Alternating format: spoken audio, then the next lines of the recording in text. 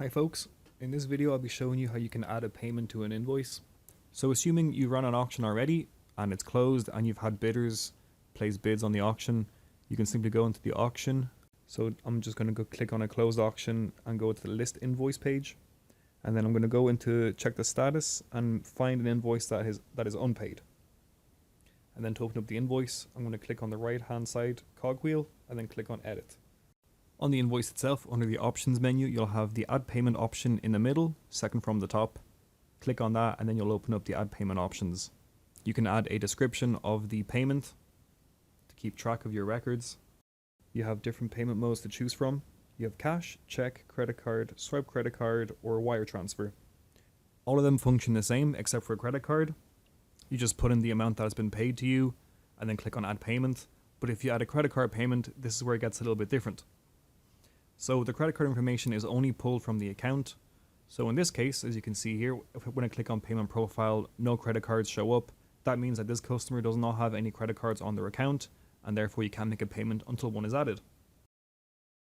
So now I'm going to find a invoice that has a credit card attached to the invoice to show you what it actually looks like when you do process a payment on your end. So same as before, I'm going into the auction, going to add payment, clicking on credit card. And then, because this bidder has a payment card already added to the profile, it'll be in the drop down. I can click on it and then manually enter the amount I want to process. Once I'm finished, I can click on add payment and wait for the system to verify. So in this case, the payment was declined because the credit card has expired. Our system will be able to detect that ourselves. And if you see at the top of the screen, you were notified if the payment has gone through or not. So now finally, I'm going to go to a invoice that has a credit card on file and the credit card is not expired and fully valid. Go into add payment, choosing the payment method, going on the credit card, picking the credit card on file. You can also choose to process the charge now or later to just have it on the invoice, but I'm going to process it now. Click on proceed. And then you can see here in green, payment added successfully, and as well here at the bottom, you'll have a paid in full stamp on the invoice. So once the payment's gone through, you'll have an extra line added on the invoice under payments.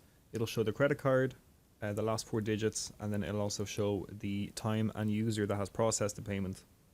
This is the same if you process by any other payment method, by cash, wire transfer, anything like that. You'll always have a record of the invoice payment.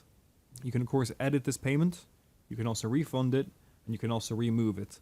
We recommend you never remove the payment because it does not actually process any payments or a refund. If you click on remove, it'll simply remove it from the invoice, but the payment's already been taken. So it's just, we recommend you don't touch that at all. But if you want to process a refund, click on refund. You can add a description of the refund and the amount. It doesn't have to be the full amount. But in this case, because the payment has not been fully processed by the credit card companies, you only have 2 options. You have to either void the payment, proceed with the void payment and refund them in full, or you can cancel the refund and wait for the process to come into on your side. Of course, this will be reflected on the balance total of the invoice no matter what you do. The last thing you can do as well on this is recover payments. There'll be a history. If a payment has been made and you deleted it, you can click on recover payments in the options tab.